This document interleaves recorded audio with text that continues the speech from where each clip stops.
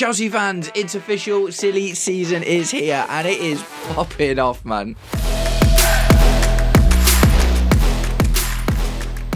Welcome, Blue Believers, to another episode of the Stamford Sync, where we are syncing up with everything Chelsea FC. And like I said, today, that means we're talking about silly season. We are talking about the winter transfer window, the long-term next summer transfer window too. We're going to talk about some outs. We're going to talk about some ins. Some of these are silly, some of them not so silly, but either way, I can't wait to see what you think. But guys, before we get into it, if you're enjoying the content and would like to see more, please do me the distinct honour of liking and sharing the video, subscribe to the channel, or just roast me in the comments, whatever gets you through your day. Right, so we'll start with the outs, man. We'll start with the outs. And these seem reasonable. Raisonnable. It doesn't seem like crazy. These are two players that we absolutely need to get off the books. And today, in terms of outs, we're going to talk about Raheem Sterling and Axel Disasi. So we'll start with Disasi.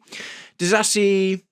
There's been a lot of calls from Chelsea fans to bring him back into the club, and because he's obviously one of the few that have been frozen out, like Raheem Sterling has. But ultimately, I don't think that's a terrible thing, right? I don't think we need to bring more bad defenders back into the club to try and fix our problems. So, Disasi turned down lots of moves at the end of the summer window, so I don't feel particularly bad for him in terms of him having been in the bomb squad for all of this time. He could have gone to Bournemouth, Wolves or West Ham at the end of the summer, and he said, no, I want to go to Europe or I want to stay here. He wanted to go back to Monaco. We couldn't send him there because we'd used all of our international loan spots and no one was looking at bringing up the P's for him. So if any international club is interested in him, the good thing about that is it means it actually has to be a sale, unless we're talking about bringing players back from Europe and integrating them into the squad, which I probably don't think we will. So, the club being talked about at the moment is AC Milan. And yep, kind of makes sense, man. Kind of makes sense. So, AC Milan play with a back three. They're very happy with their back three in general, and they're really happy with all of their starters. But they are concerned about their squad depth. That back three includes Fikayo Tomori, another what could have been player who started really well at Chelsea, fell out with Frank Lampard, and we never saw him again. But yeah, supposedly AC Milan considering Axel Disasi as a rotational and support option for the rest of their season. That makes sense, man. That makes sense. Look, money-wise, I haven't seen money about any of these yet, and that's when, things are going to start hotting up. When we start talking about money, that's when, things are a little bit more realistic. But it does make sense, and he just needs to get out, man. Do you know what I mean? At the end of the day. And like I say, the good thing about this rumour and any forthcoming rumour that links him to a European club, that has to be a sale, right? Because we haven't got the loan spots to be able to send it back out there on loan. So we won't make much for Disasi, man. Truth be told, we'll lose money on him. That's the one issue about the bomb squad, right? Is when players are in your squad, at the very least, they can increase their value or maintain their value at least. But Axel Disasi hasn't played professional football for like 4 or 5 months. He's featured for the under-21s. He captained the under-21s, and he's only trained with the first team one time, literally one time. So look, man, 10, 15 mil maybe at this point, 20 at an absolute push if we're lucky. We paid like 45 million euros for Axel Disasi, which is nuts when you think about it now. But he is just going to turn out to be on the long list of bad buys that we made who never fit the squad. He was very error prone. He seems to have changed his physique and maybe is a bit of a different player now.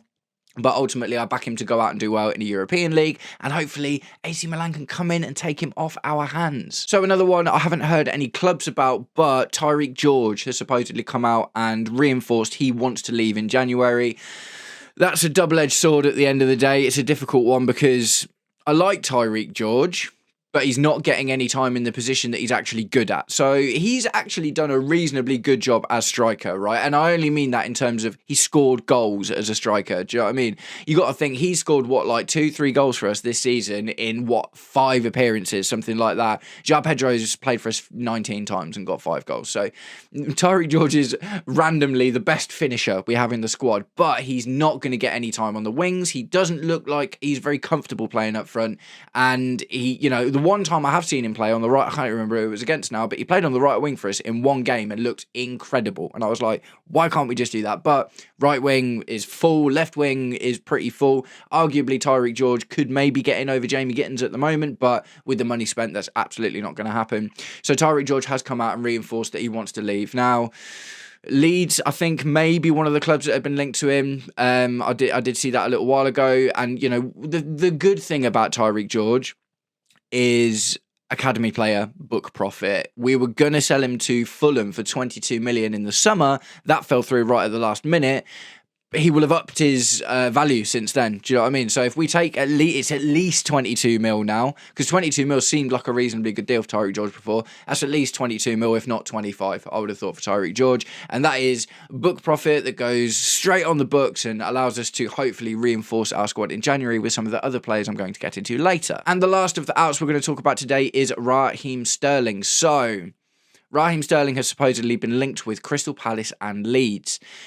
I want to see him go. I could see a loan for this one, truth be told, because the only way we're going to get Raheem Sterling off our books at all at the moment is if we subsidise his wage. Because at the moment, right now, we're paying him 300k a week to do sweet FA. Absolutely nothing. He is not training with the team. I don't know if he's training with the under-21s or anything. At least with Axel Disasi, we know he was training with the under-21s, but Raheem Sterling fully frozen out. I don't know what's going on with him. He'll be training on his own at the very least and staying fit and active and stuff. Do you know what I mean? He's not just like sitting around playing PlayStation or whatever. Mate, can you imagine 300k a week? That'd be nuts, wouldn't it?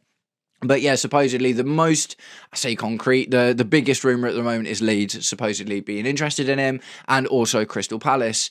I think Crystal Palace is probably a little bit more likely if the monetary side of that can be figured out, purely because he already kind of intimated he wants to stay in London. He went to Arsenal last season because he wanted to stay in London. He's turned down moves to the MLS and Saudi Arabia because he at least wants to stay in the UK, but staying in London is preferable for him, it seems. But at the end of the day, it's going to come down to the money, right? I'm sure at this point, if Leeds came in and agreed a deal with us and we subsidised some of the wages and whatever, and Crystal Palace weren't willing to do the same thing, then he'd go to Leeds at this point. I don't think he'd turn down and move to Leeds just because it's not in London. You got to think he hasn't played at all. He's got no chance of getting into the World Cup squad or whatever, but at the end of the day, probably just bored, I would have thought at the moment. It's a shame with Raheem Sterling, isn't it? Because such potential in the signing, because he was, so good at Man City, but we didn't buy the Man City Raheem Sterling. We just absolutely didn't, and it's just kind of gone from bad to worse ever since then. So I'd be happy to see him go to either Crystal Palace or Leeds. I would imagine he will probably want to go to Palace if that option arises, because it keeps him London-based, which is essentially, by the sounds of it, what he wants to do. But we will have to see. Either way, Leeds, Crystal Palace, supposedly interested in Raheem Sterling. Still going to cost us money, but if we could knock that down from 300k a week to 200k a week, then maybe that's better. I don't even know anymore. Right, so that's it for the outs, but let's spend a little bit of time talking about the ins. So, 3 interesting stories today. I'll start with the players, and then we'll get to the manager that you saw in a little bit. So, we'll start with Joaquin Panichelli, right? Joaquin Panichelli is a player that I have waxed lyrical about. I recently did a 40-minute video of how I would rebuild Chelsea, and Joaquin Panichelli was kind of at the top of the list for attacking reinforcements, man. When I say reinforcements, I don't even really mean reinforcements. I think Joaquin Panichelli is a better striker than João Pedro. He's a better striker than Liam Delap. He's a better striker than Mark Yu. He's 23, so he still just about fits the profile. Pedro Neto was 23, 24 when we bought him, and he's obviously turned out to do really well. There's also the Dave Fallows aspect, which maybe can be considered in a couple of these purchases, where we're not just, I can't remember the lad's name, but we have just bought a 16-year-old, do you know what I mean, African player who looks like he could be a really good midfielder in the future. But that is still happening. We are still buying children en masse because Chelsea love the kids. But yeah, Joaquin Panichelli for Strasbourg this season, 19 appearances, 10 goals. Really took the opportunity of Emmanuel Mega pulled up injured for a couple of months. Emmanuel Mega's made like 11, maybe 12 appearances now and got 7 goals, which is great, don't get me wrong. Emmanuel Mega's scoring stats are actually really good for this season, but I feel like we need a Panichelli more at the moment because he's just a direct striker bagsman, kind of like a slightly smaller and much more efficient version of Liam Delap at the end of the day. So comparatively, Liam Delap's made 11 appearances and got 1 goal against 10-man Barcelona. João Pedro's made 19 appearances, some of those in the number 10, but got 5 goals and 3 assists. Okay, Joaquin Panichelli, 19 appearances, 10 goals. Brilliant. Do you know what I mean? That's just what we need. Someone who knows how to find the back of the net and does so at least every other game in terms of the stats. I really, really like Joaquin Panichelli. I think he's just the profile of striker that we need at the moment. Like, I think this experimentation, mate, it's been such a long time, hasn't it? Timo Werner, not really a striker. Kai Havertz, not really a striker. Nicholas Jackson, not really a striker. Like, he was a left winger converted to striker. And obviously, more recently, João Pedro, not really a striker. We've been going with this non-strikery striker. Oh, he's kind of a left winger, or he's kind of a centre attacking midfielder, or whatever. We've been doing that for so long now, and we haven't had just a guy to put on the pitch and get goals. That's just the honest truth, isn't it? So I really like whacking Panichelli for that. He's, Emmanuel Mega, for instance, is a bit more like Nicholas Jackson, where he can drift wide and he gets a few assists and stuff, but whacking Panichelli is on the pitch to do one job. He's not dropping deep, he's not drifting wide, he's not, well, maybe occasionally, but not as like a massive part of his game. He is on the pitch to score goals, and if we can get this done in January or even next summer, I'll be absolutely buzzing. He's just the kind of striker I think we need, and ultimately the Blueco link would make that more affordable. The one really good thing about buying and selling players to Strasbourg is we don't have to worry about inflated prices. If we were going to Brighton, if Joaquin Panichelli was a Brighton player, he cost 100 mil for sure. Absolutely no questions asked about it. You remember they were asking for 100 mil for Evan Ferguson at one point. So yeah, Joaquin Panichelli, 30, 40 mil. I'm only speculating on the price really, but ultimately there's no tax, there's no situational tax from the club being like, you really need this guy and we really need to keep him, because Blueco are at the top of all of it. They can say, right, this is his actual worth in terms of his book value and market value, and we'll probably add some on top of that as not to do Strasbourg dirty or whatever, because we still want him to be able to compete and do well, but at the same time we're not going to get fleeced for 100 mil for a Joaquin Panichelli, and he could just be there. The other interesting thing about Joaquin Panichelli is I am concerned about just ripping players away from Strasbourg, right? And the reason that I am diving slightly more into this one is because he is linked with loads of other teams, man. I've got a little list here. He's linked with Manchester United, Aston Villa, Barcelona, and Atletico Madrid. So the thing is, if he was another team's player and he was available and for the money that we could get him for, I'd just say, yeah, do it. The only thing that I don't want with the Strasbourg thing is for us to rip the soul out of them. But at the end of the day, if another team was going to come in for him anyway, which it looks like there might be because he's doing really well, he's still very young, do you know what I mean? He's got lots of future potential.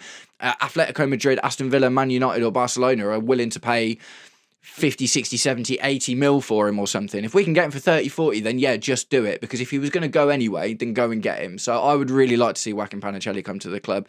January would be great. I'm still not sure where we sit with the money stuff. I'm sure that we'll find out a little bit more about that soon. But ultimately, whether it be now or at the end of the summer, he's the kind of striker I think we need in the squad, because he just is an actual striker who is on the pitch to get goals, and he's got experience. He knows where the back of the net is, and he's still young enough to fit the profile. Love it. Get him in. Right, the next one is another young-ish player that we're talking about. So, one other thing I've talked about on this channel quite a lot is our midfield depth is in the bin.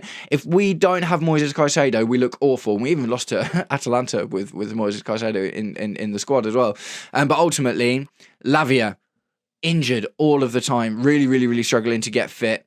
We bought Dario Asugo to be another kind of Moises Caicedo backup, got injured in the first international break, and we haven't seen him since. So it is unlikely that he's just going to come back and smash it into the squad. And in light of what happened against Atalanta, where we ended the game with 3 fullbacks in midfield, Reece James, Malagusto in the 10, and obviously Cucurella inverting into midfield, and Moises Caicedo dropping deeper to support the defence. We haven't got any midfielders, and we can't just keep throwing fullbacks into midfield. I get it when it's like Malagusto inverts or Marc Cucurella inverts to pack the midfield out, which is already full of actual midfielders. Yeah, I get it. But we can't be just throwing fullbacks constantly into midfield. At this point, we need to stop experimenting quite as much. Do you know what I mean? We need some players that are actually, play the positions that we've kind of bought them for. So the player in question is Noah Siddiqui, 20-year-old midfielder from Sunderland from the DR Congo. Just seems like very Dario Asugo, essentially, sort of the same thing. Although the one positive is he's got Premier League experience, and only of this season. But he started 15 games for him this season. He's played 15 games. He's an average 88 minutes, no goals and no assists, but that's fine. Do you know what I mean? Because he's a number 6 at the end of the day. That tells you that he is, more of a Moises Caicedo than he is an Enzo Fernandez, for instance. But that's fine because we've got Andre Santos, and the midfield situation on the attacking side is not so bad.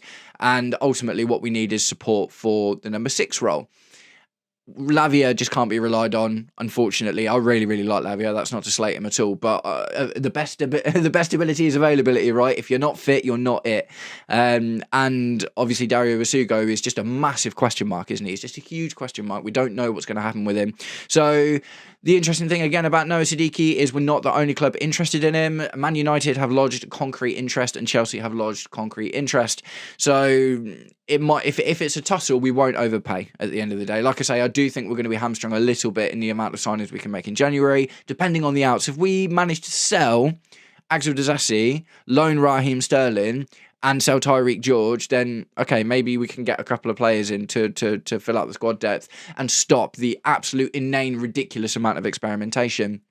But otherwise, yeah, I don't know how much he'd be. I imagine it's going to be like 30, 40 mil, something like that. Any more than that, then it's probably getting a little bit silly. Do you know what I mean? But Noah Siddiqui looks like a good player. Again, young, 20 years old, fits the profile. Essentially what Dario Vasugo should have been. The thing is, if our fitness had been better this season and our injury worries wouldn't have been as bad, we wouldn't need to be talking about any of this sort of depth stuff. Do you know what I mean? Because especially with the midfield, because having Andre Santos, Lavia, Dario Vasugo as backups to your midfield, yeah, it's cool, man. They're all good. Do you know what I mean? But they're just not available enough. They're just not available enough. And for some reason, I don't know what it is, but Maresca just doesn't seem to rate Andre Santos that much. Do you know what I mean? He's not been given nearly as many opportunities as I thought he would have done. And Moises Caicedo has been made to play, and Enzo Fernandez both have been made to play an outrageous amount of games. So that's it about Noah Siddiqui. And the last one, this is where it gets silly, man. This is where it gets silly, but interesting. And I just wanted to speculate about it. So we're going to talk about the manager. Supposedly, the technical staff are not convinced about Enzo Maresca's style of play. And the problem with Enzo Maresca, right, in a nutshell, like we can go into the Enzo Maresca stuff and talk about it for absolutely ages and ages and ages, but we don't need to do that. The problem in a nutshell is we can beat big teams, but we can't beat small teams. That is no good for a title challenge, man. You can afford to lose a couple of games to a few teams in order to win a Premier League, right? You can afford that. What you can't afford is to lose 3-1 to Leeds. What you can't afford is to get draws against Bournemouth, to get draws against Crystal Palace, to get, draws against Sunderland. These are the kind of things that we absolutely can't afford. We need to be beating the teams that we should be beating. And it's brilliant that Maresca is tactically able to defeat PSG in the Club World Cup final, to get that draw out of Arsenal when we're a man down, to absolutely batter Barcelona in the Champions League. Like, yeah, that's great. And obviously we beat Liverpool, but they were on a bit of a downward spiral at that point, weren't they? But it's amazing that Enzo Maresca has the tactical nous in order to be able to beat these teams. But what isn't so amazing is that we are just not putting away these teams that we absolutely should just be putting away.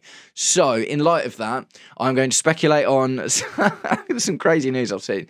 It is pertaining to Oliver Glasner of Crystal Palace, right? Now, the news is that supposedly Oliver Glasner has been told not to rush into signing his deal with Crystal Palace, because Crystal Palace obviously want to offer Oliver Glasner a new deal. They're competing for Europe. He won the FA Cup with them last season, which is their first ever trophy in the Premier League era, and I'm not sure about before that, do you know what I mean? But he got them into Europe. They are absolutely smashing it this season. They are a game away at any point from being in a European spot again this season. They are doing really, really, really well. Oliver Glasner has been absolutely amazing at Crystal Palace. Very, very different to Maresca. Do you know what I mean? It's maybe a little bit more like a Thomas Frank than he is a Maresca. Do you know what I mean? It's not so much about like inverting midfielders or this, that, the other. He plays a back three a lot of the time. It's about sturdy, solid defensive work, but ultimately getting goals as well. Do you know what I mean? Crystal Palace have got a really, really good return this season and are having a season comparable to us at the end of the day in the Premier League, at least right now. So I like Oliver Glasner. I just don't think we're going to see Maresca go.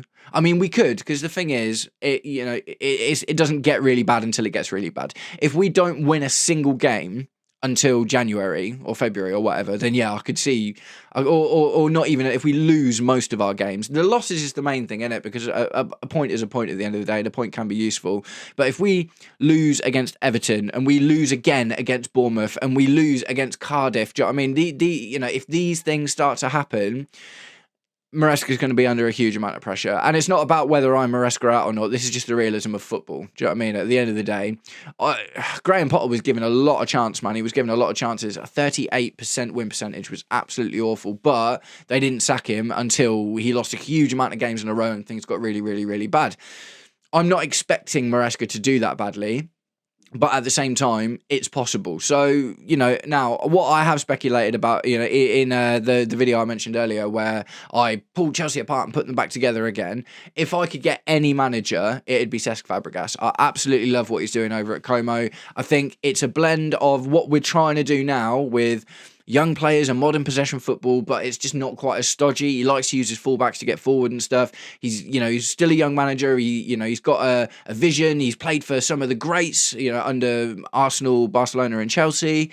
And I think he's got winning mentality as a player, which he's also bringing into his managerial career. I would love to see Cesc Fabregas in the dugout. And if I'm honest, unless Maresca does really, really, really badly, Fabregas is the only guy that I'm like, yeah, I'd just love to see him in. Oliver Glasner, Iraola is another one that's been linked as well. Obviously, as we've seen, Bournemouth doing a really, really good job, but Glasner seems to be a little bit more of a topic at the moment.